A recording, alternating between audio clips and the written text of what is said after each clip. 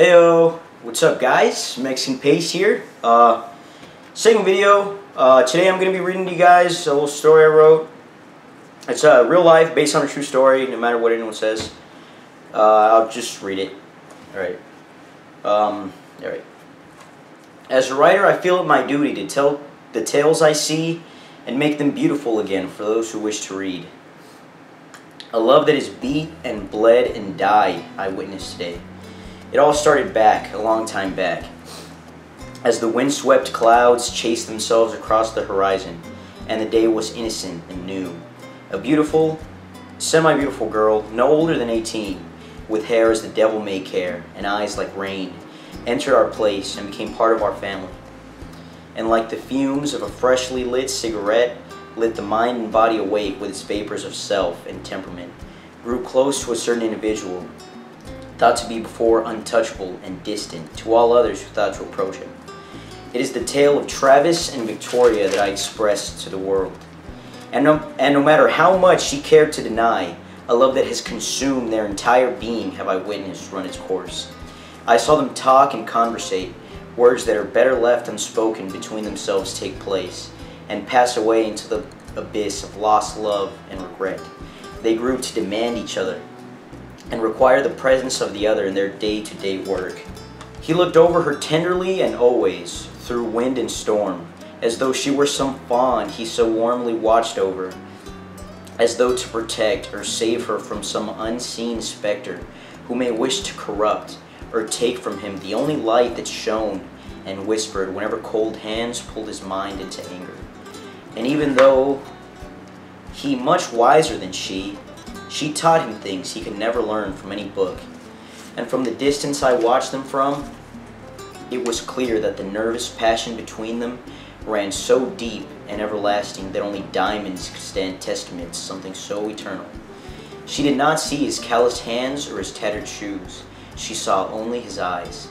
And when the fates whimmed it so, and their eyes chanced to meet, her winged eyes could not run from the iceberg blue that held her there with him. And every time they laughed, or for the briefest moment, touched a passing arm or leg, their connection was greater. Climbing vines that grew stronger and more complex bound them together. I must get new breath to tell to the world this funeral of love. A day like any other, while I was sunk in sauces, I watched over plains of stainless steel the two of them talking. With my ears outside the reach of their fluttering voices, they spoke words that to this day I will never understand. But something happened. There was a bang and footsteps walking away.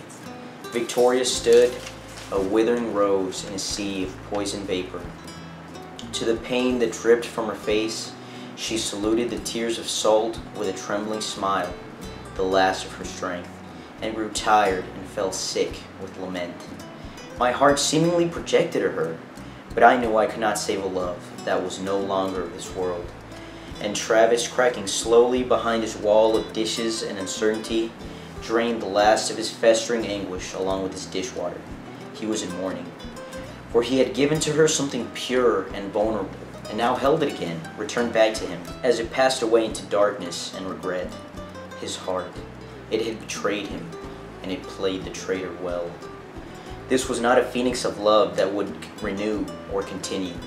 It would not rise with the sun. And they left each other, two passing ships in the night, and I their only witness. And a part of me left with each of them.